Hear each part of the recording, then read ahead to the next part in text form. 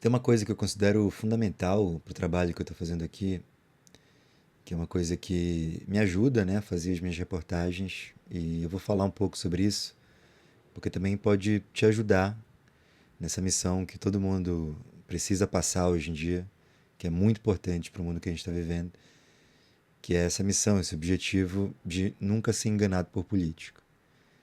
E para você não ser enganado por político, bom, tem vários meios e métodos para você chegar nesse objetivo.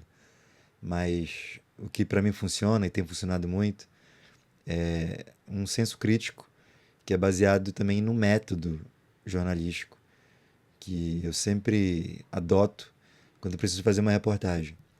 Esse método ele me ajuda nessa função específica do meu trabalho, mas também me ajuda a fazer leituras mais corretas da realidade. E essas leituras fazem com que eu não seja facilmente enganado. Pode acontecer? Pode acontecer.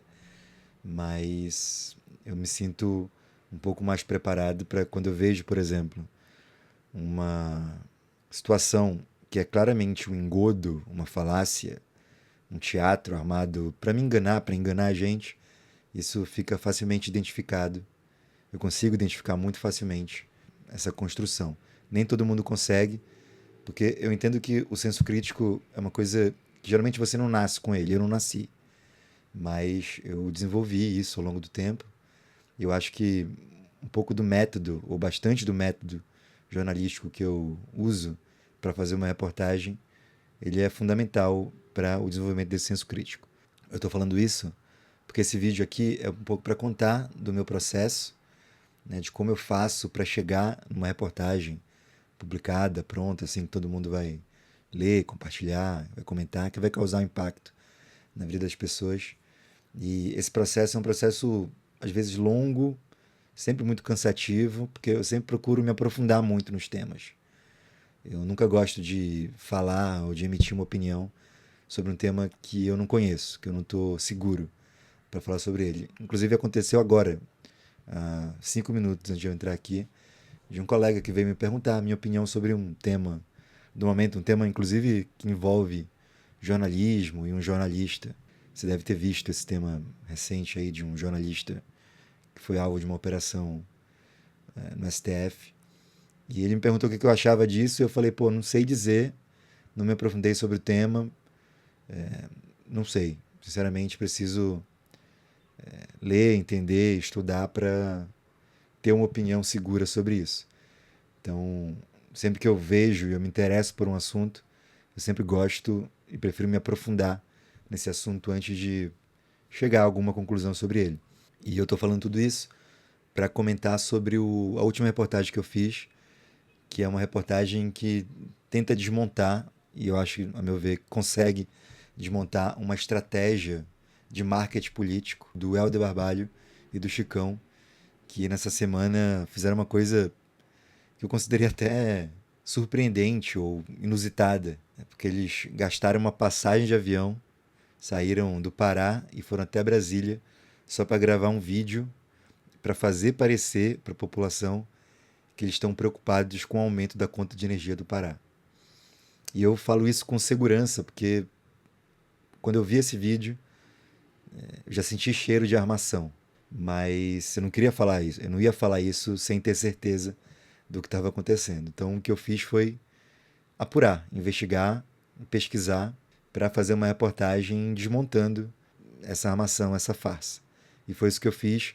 Então, se você ainda não viu a reportagem que eu publiquei aqui no canal sobre o aumento da conta de energia lá do Pará, eu recomendo que, saindo desse vídeo, você vá lá ver. E até se quiser pausar e ver a reportagem antes, também fica à vontade, talvez até melhore seu entendimento sobre o que eu vou falar aqui.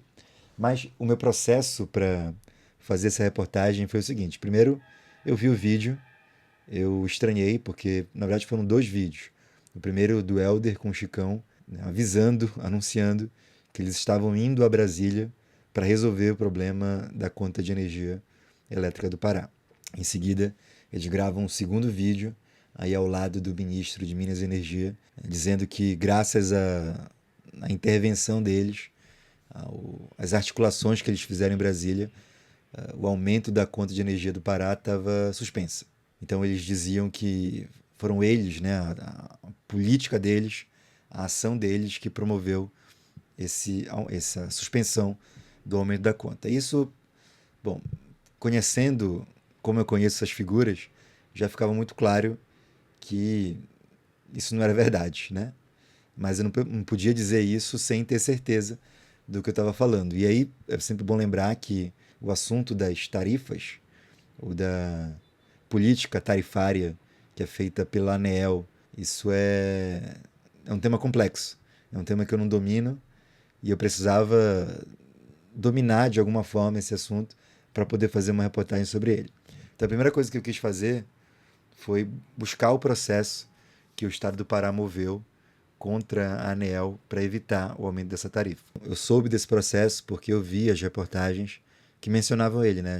As reportagens diziam que a Hannah Gassan, que é a governadora do Pará, tinha entrado com uma ação para evitar o aumento da energia. Então eu quis encontrar esse processo porque nos processos judiciais, geralmente as partes colocam muitas informações que elas não falam em público, né? Então tem muitos documentos que são apensados no processo. Você tem geralmente o outro lado também contra-argumentando em relação a uma petição inicial. Então, num processo, geralmente tem bastante informação que te ajuda a fazer uma reportagem.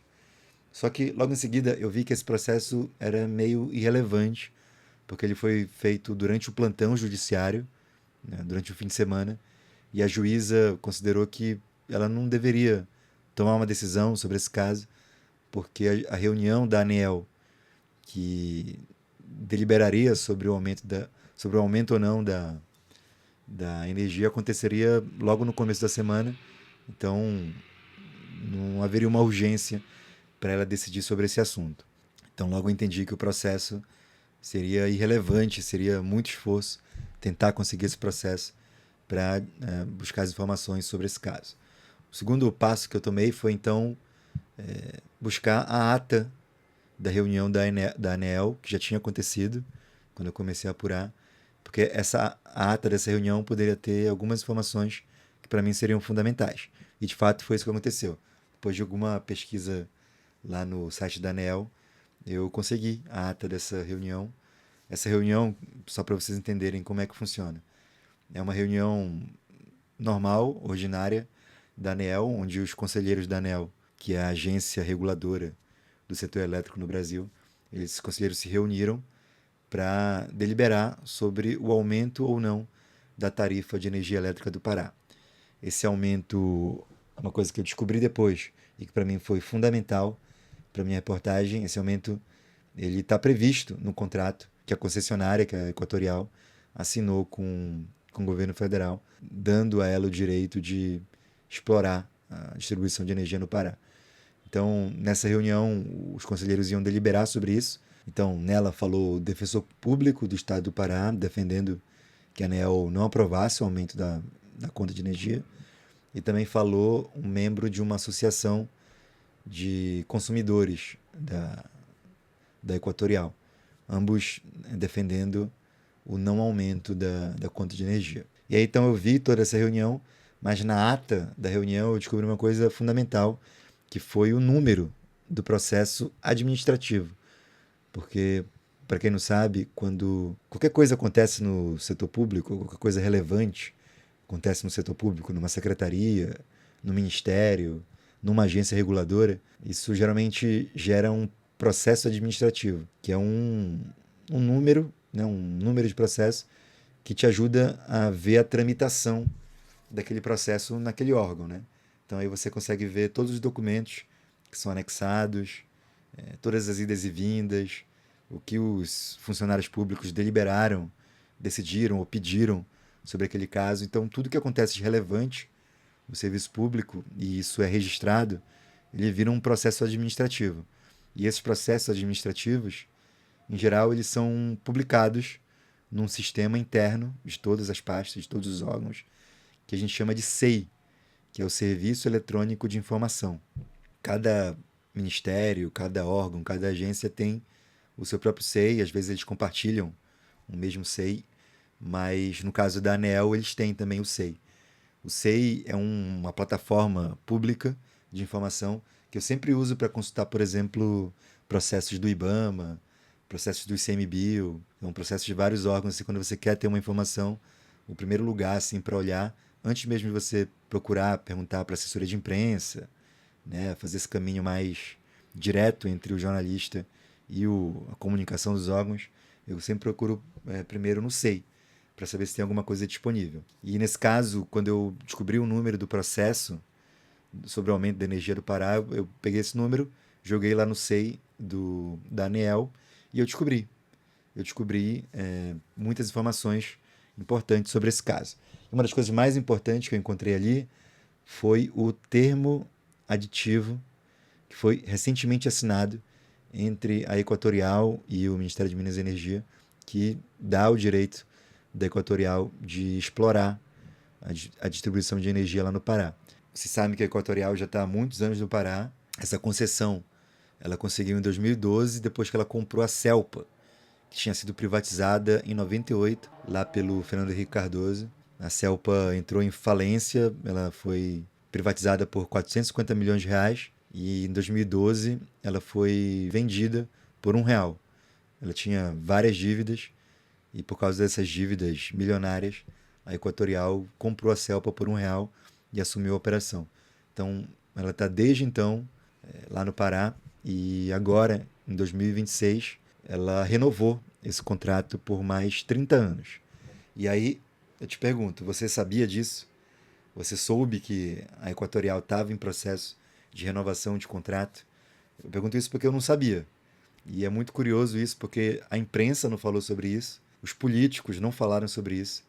Esse contrato foi renovado sem que a população se desse conta que ele foi renovado, sendo que a Equatorial é uma das empresas que tem mais reclamações no Pará, porque presta um serviço horrível.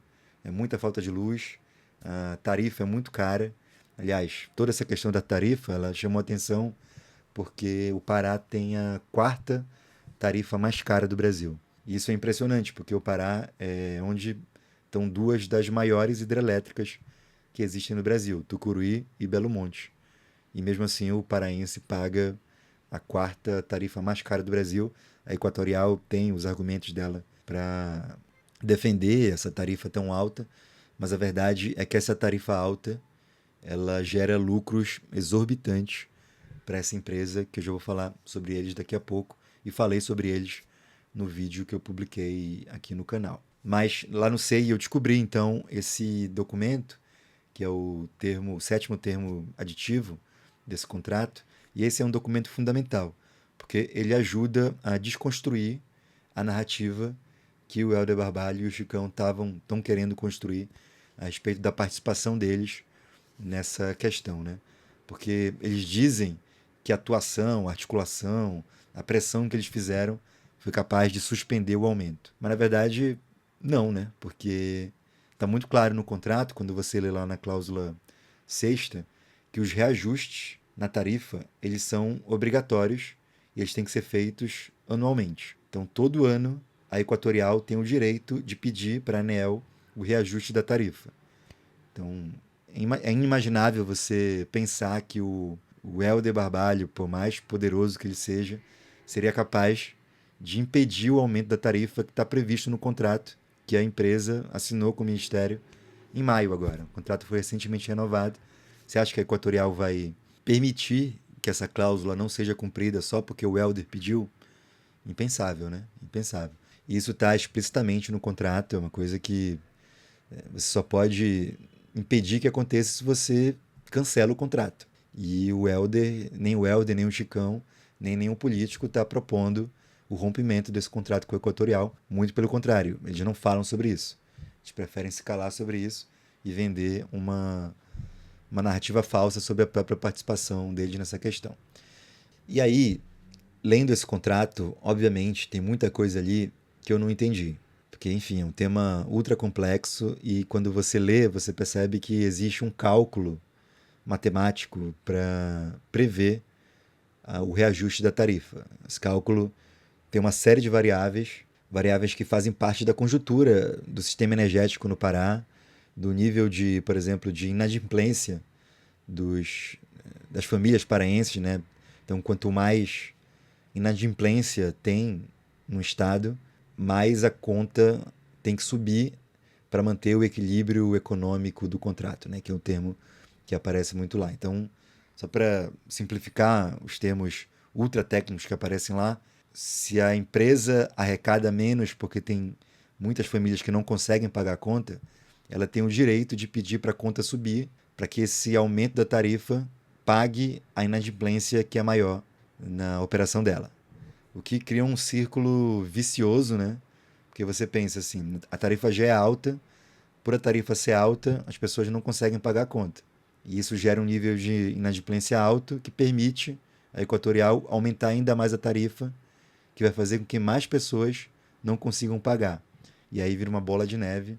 É uma situação muito maluca que está prevista ali no contrato. Mas, para além do contrato, outra coisa que foi fundamental para eu ter esse entendimento mais geral sobre como é que funciona o processo de aumento das tarifas foi eu ter visto toda aquela reunião lá na ANEEL, onde as pessoas falaram e explicaram o que estava acontecendo ali. E um dos técnicos da ANEEL, o cara que falou e foi justificar o aumento da tarifa, ele explicou que boa parte desse aumento se deveu ao que ele chamou lá de CCEAR, que é essa sigla que eu nunca tinha ouvido falar, mas que depois eu fui pesquisar e eu entendi. Que ela significa os contratos de compra de energia no ambiente regulado. O que é isso? Para, né, para ser mais simples. Isso são os contratos de compra e venda de energia. Então, a gente sabe que a Equatorial e as concessionárias que atuam nos estados, elas não produzem energia na maior parte do tempo, né? Elas só distribuem uma energia que elas compram de outro lugar. Quase um terço da energia produzida no Brasil é produzida pela Eletrobras, ou pela antiga Eletrobras, porque agora ela foi privatizada lá no governo Bolsonaro, em 2022. E a privatização da Eletrobras, isso eu descobri lendo sobre esse tema, ela implicou, obviamente, no aumento do custo da energia elétrica no Brasil. Não foi só a privatização que aumentou o custo da energia elétrica, mas a privatização é um fator fundamental, porque aí você colocou na lógica dessa nova empresa agora privatizada a lógica do lucro. É uma empresa listada na bolsa que precisa gerar mais lucro, acumular mais capital para remunerar os acionistas que compraram as ações dela. Uma parte grande das ações pertence ao governo federal, mas outra parte pertence a acionistas privados que, portanto, pressionam a Eletrobras para gerar mais lucro. E boa parte desse lucro vem do aumento do preço da energia elétrica, né? Então, para a Eletrobras, agora é privatizada, agora ela chama Axia. Quanto mais cara for a energia elétrica, melhor para os acionistas, porque conseguem acumular mais lucro. Isso de fato tem acontecido, e eu vi isso numa matéria publicada recentemente naquele Brazil Journal, que é um veículo de imprensa ligado ao mercado financeiro, a Faria Lima, uma reportagem lá falando que a Axia estava comemorando, que os acionistas da Axia estavam comemorando o pico, o teto de energia, o teto no custo da energia naquele dia específico. Era um dia que tinha uma onda de calor muito grande, tava, havia uma dificuldade também de produção de energia, então, portanto, a energia que a Axia estava produzindo estava estourando, estava muito alta. E isso estava gerando um lucro absurdo para os acionistas e estava todo mundo comemorando. Então, é isso que tem acontecido. A lógica da privatização, quando você bota o lucro na jogada, o objetivo da empresa deixa de ser oferecer energia para a população, passa a ser produzir lucro para os acionistas da empresa. E isso tem acontecido demais. Assim. Então, a Axia tem feito muito isso, de, por exemplo, manipular os estoques de energia que ela pode produzir e que ela efetivamente produz, esperando o melhor momento para fazer a venda. Pode ser que muita gente esteja precisando de energia, mas ela segura a energia que ela entrega, esperando que em algum momento vai ter um pico de demanda, ninguém vai ter energia para entregar, e ela vai lá e liga as turbinas e consegue vender energia mais cara para quem precisa. Isso tem acontecido muito, e essa é uma das causas do aumento da tarifa nesse ponto específico dos CCEAR. Isso aparecia lá no relatório que o técnico apresentou como responsável por cerca de 2% do aumento da energia, que, segundo a proposta da ANEEL, chegaria a quase 7% de aumento. Então, entendendo toda essa complexidade do cálculo tarifário, cálculo de aumento de tarifa, fica muito claro que isso está muito além de qualquer viagem que o Helder possa fazer para gravar um vídeo com o ministro de Minas e Energia, né, para fazer parecer que ele tem alguma influência nesse aspecto. Ele teria sim uma influência se ele usasse o capital político dele para pressionar na hora de assinar, de renovar esse contrato, para que esse contrato fosse menos leonino para a população do Pará, fosse mais favorável para a população do Pará, mas ele não fez isso, pelo contrário. Ele jamais tocou nesse assunto quando estavam havendo essas discussões para a renovação do contrato do Equatorial. Ele escalou naquela época, em maio, e agora ele se mostra surpreso, indignado com um aumento previsto no contrato e quer fazer parecer que ele tem alguma influência na suspensão, que na verdade foi um adiamento, né? Porque na própria reunião, a relatora, a conselheira, a diretora relatora que está tratando desse assunto, ela já deu um voto favorável ao aumento da tarifa. Não é o aumento pedido pela Equatorial, é um aumento um pouco menor, mas é um aumento de quase 7%, como eu disse. Então já tem um voto favorável para esse aumento e um dos conselheiros que estavam votando lá pediu vistas. É o segundo pedido de vistas nesse processo, que deve voltar aí não se sabe quando. O meu chute aí é palpite total, é que o processo vai ser retomado depois das eleições. Então, o que me parece muito claro é que o Helder e o Chicão fizeram esse movimento, foram até Brasília, gravaram um vídeo, publicaram esse vídeo, vão usar esse vídeo ao longo da campanha para dizer que eles foram responsáveis pela suspensão do aumento e assim que acabar a eleição, se eles forem eleitos ou não forem, o ANEEL confirma o aumento da conta de energia e aí o Pará ele pode superar a triste barreira dos 1.000 megawatt-hora na conta de energia, na tarifa. Isso é uma coisa que eu vi lá na reunião. Os conselheiros falaram que só 2 estados superaram essa barreira, dos R$ 1.000 por megawatt-hora. Falei errado. Era a barreira dos R$ 1.000 por megawatt-hora. Era uma barreira que a ANEEL estava trabalhando para não precisar superar, mas superou. 2 estados, se não me engano, Tocantins e Rio de Janeiro. A tarifa superou a barreira dos R$ 1.000 por megawatt-hora e se a ANEEL confirmar o aumento da tarifa do Pará, como provavelmente vai confirmar, Pará também vai superar essa barreira, o que é uma vergonha para um estado empobrecido como é o Pará, um estado de população empobrecida, ter que arcar com uma das tarifas mais caras do Brasil. E aí eu falei tanto da Eletrobras porque a privatização da Eletrobras, obviamente, ocupa um papel fundamental, é uma das principais responsáveis por esses aumentos sucessivos na conta de energia do Pará, né? Porque é isso, a Eletrobras precisa dar lucro e lucros cada vez maiores para os acionistas, por causa disso o preço da energia vai sempre subir e esse preço impacta na tarifa que a Equatorial cobra das famílias e dos empresários paraenses. E aí, meus amigos, eu fui querer ver como esses políticos hoje que estão se dizendo indignados contra o aumento da tarifa, como eles se comportaram quando eles tiveram que votar na discussão sobre a privatização da Eletrobras. E aí, não é nada surpreendente a gente constatar, e foi o que eu fiz, eu olhei lá as listas de votações, tanto no Senado quanto na Câmara, e não me surpreendi em nada quando eu constatei que esses caras que estão hoje indignados com o aumento da tarifa, a maioria deles votou a favor da privatização da Eletrobras. Isso mesmo. O Jader Barbalho, que é o pai do Helder e é suplente na chapa dele ao Senado, ele votou a favor da privatização da Eletrobras. Está lá o voto dele a favor. Zequinha Marinho também votou a favor, que é bolsonarista. A privatização da Eletrobras foi uma pauta do Paulo Guedes, do governo Bolsonaro, e obviamente Zequinha Marinho também votou a favor.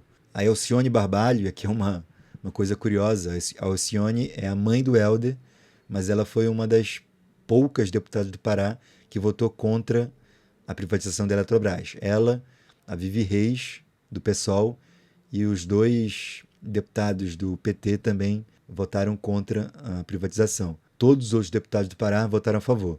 E aí tem um caso que me chama muita atenção, que é o caso do candidato ao Senado, o Celso Sabino, do PDT. O Celso Sabino também essa semana gravou um vídeo dizendo que cobrou explicações da ANEEL sobre o aumento da tarifa, disse que não ia tolerar que o Pará sofresse mais um aumento da tarifa. E aí, quando você vai ver, ele está na lista dos deputados que votaram a favor da privatização da Eletrobras. E é claro que ele votou a favor, porque na época ele era do PSDB e apoiava o Bolsonaro, né?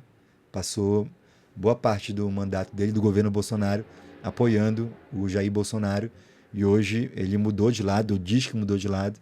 Ele foi ministro do Lula e hoje é candidato ao Senado. E, assim, eu estou falando do Lula, mas é sempre bom lembrar que o aumento sucessivo das tarifas de energia elétrica no Brasil e particularmente no Pará é uma política do governo Lula, né?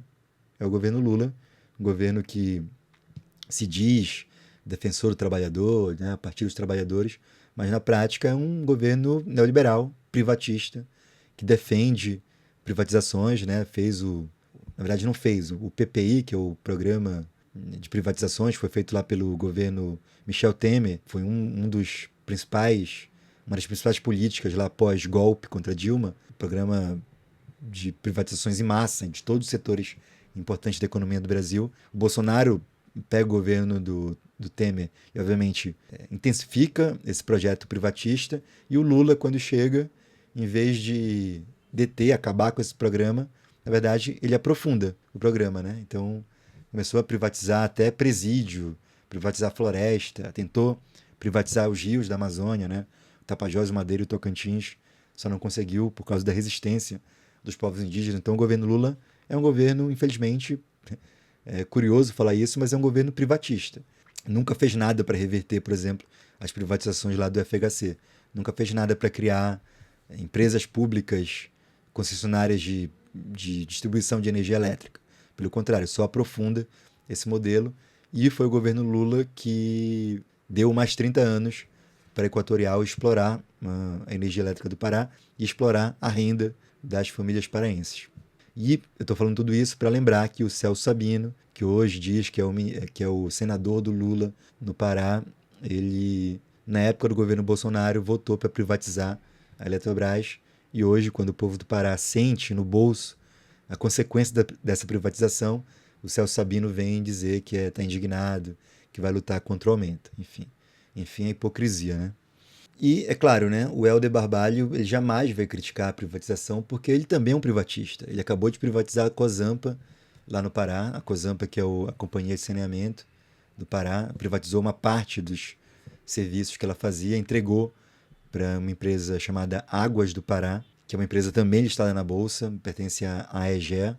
E o que está acontecendo agora com o saneamento, com a distribuição de água no Pará, é a mesma coisa que acontece com a energia. O serviço que já era ruim, na verdade agora está muito pior e a tarifa está aumentando. A Águas do Pará está inventando uma série de tarifas que antes a Cozampa não cobrava e a população está sentindo. Sente muito a falta de água, sempre sentiu, segue sentindo, e agora com tarifas mais caras, porque toda a lógica da privatização é essa, né? Você reduzir gastos, reduzir os custos do serviço, aumentar as tarifas para aumentar o lucro dos donos, dos acionistas das empresas. O Helder Barbalho promoveu isso, no caso da Cozampa, e ele nunca fez nada para reverter esse processo no caso da energia elétrica, né? Nunca fez nada, nunca criticou, nunca usou o capital político dele para fazer alguma ação contra essa privatização, ou pelo menos para melhorar o contrato que a Equatorial assina com o governo federal. Se cala sobre isso. Nos vídeos que ele faz, ele nem cita a Equatorial, mas ele quer dizer, quer fazer parecer que a articulação política dele é capaz de deter a tarifa. Papo furado, e isso ficou muito claro para mim depois que eu li todos esses documentos que eu apresentei aqui. E é isso, amigos. O vídeo acabou ficando um pouco longo, mas o que eu tinha a dizer era isso, né? Eu só consigo falar com propriedade sobre esse assunto hoje, porque eu fiz essa pesquisa aprofundada, eu me debrucei sobre os documentos. É um tema que eu não domino 100%, seria impossível eu dominar 100% esse assunto em alguns dias de apuração, mas as coisas que eu li, né, o que eu pude entender e a pesquisa aprofundada que eu fiz nos processos, nos documentos, vendo as posições públicas dos políticos hoje que parecem que estão muito indignados mas na verdade isso é só marketing. Tudo isso me fez ter segurança para fazer a reportagem que foi publicada, uma reportagem que ela fala diretamente com uma dor muito sensível, muito forte de toda a população paraense. Isso é uma coisa que não é de hoje, como eu falei, uma coisa que já vem de muitos anos. Eu até coloquei na matéria um gráfico que é muito elucidativo, né, que é muito forte, para deixar muito claro, né, o que está acontecendo aqui. É um gráfico que mostra a evolução da tarifa de energia elétrica no Pará de 2016 até hoje. E compara essa evolução com outros dois estados, estados com maior desenvolvimento humano, estados de população com mais dinheiro, que são Paraná e Santa Catarina. A tarifa nesses estados também cresceu, mas cresceu num ritmo menor do que a tarifa no Pará. Né? É um absurdo. E esse gráfico também mostra que só em 2 anos, dos últimos 10 anos, a tarifa não subiu, ela desceu. Mas isso foi por pouco tempo, né? Foi um alívio momentâneo, porque no ano seguinte ela subiu e subiu ainda mais para compensar esse ano de queda. Então, tudo isso para dizer que nos 8 anos de governo Helder Barbalho, ele foi incapaz de produzir uma redução na tarifa de energia elétrica do Pará. Aí ele pode sempre dizer, não, mas a conta de energia não é uma questão estadual, é um acordo que é feito entre o governo federal e a concessionária, e a Equatorial. Beleza, tudo bem. Então, se ele não pode fazer nada sobre isso, então por que agora ele está dizendo que ele foi até Brasília e ele fez uma articulação, fez um contato lá com o ministro e o ministro resolveu atender os apelos dele e suspendeu o aumento? Por que ele não fez isso antes, quando foi na época de discutir, de decidir sobre o contrato com o Equatorial? Se ia renovar ou não, em que condições? Então, muito conveniente, né? Ele pode fazer uma coisa no momento, mas quando é para fazer para valer, aí não é com ele, aí ele não tem nada para fazer. Enfim. Bom, a reportagem era essa, esse foi o caminho que eu trilhei para chegar nessas informações. Você pode, obviamente, não acreditar em mim, e eu até te recomendo a fazer todo esse caminho, ou fazer um outro caminho que você ache melhor para verificar as informações que eu estou publicando aqui, que eu publiquei na minha reportagem. Se você ainda não viu essa reportagem, eu te convido a ver, a comentar, a curtir, compartilhar. Eu tenho certeza que esse é um tema que é muito importante para o povo do Pará e eu quero falar mais sobre ele, porque a gente não pode deixar esses caras falarem o que eles quiserem e isso ficar impune. Mais uma vez eu queria agradecer a todos os meus apoiadores lá da minha campanha do Apoia-se. Você que está chegando agora, ainda não sabe, meu trabalho aqui é 100% financiado pelos meus seguidores, pelos meus ouvintes, telespectadores, enfim, todo mundo que está aí do outro lado, que confia no meu trabalho, confia nesses mecanismos, nesses processos que eu uso para apurar, né, para levar uma informação sempre muito checada, sempre muito confiável. Então, o pessoal sabe que eu não recebo dinheiro de político, eu não faço publicidade, toda forma de remunerar meu trabalho vem do apoio do público. Então, se você quiser entrar nessa campanha de apoio, eu recomendo que você entre lá no Apoia-se e faça uma doação mensal para manter meu trabalho. Se você não puder fazer uma doação frequente, também está aqui o Pix aparecendo na tela para que você faça um Pix assim sempre que puder. Uma outra forma de apoiar o trabalho é você se inscrevendo, assinando o clube de membros aqui do canal. No clube de membros você tem acesso antecipado aos vídeos que eu publico aqui e também tem acesso a alguns vídeos exclusivos que eu vou publicar e estou publicando só para os membros. Tem uma categoria específica, um pouco mais alta, no clube de membros, que é a categoria Praga do Egito. Nessa categoria você vai ter direito a fazer uma reunião comigo para falar sobre pauta, sobre jornalismo, fazer sugestões de pauta que podem virar reportagens aqui no canal. Tá bom? Eu agradeço muito você que ficou até aqui. Muito obrigado e até a próxima reportagem.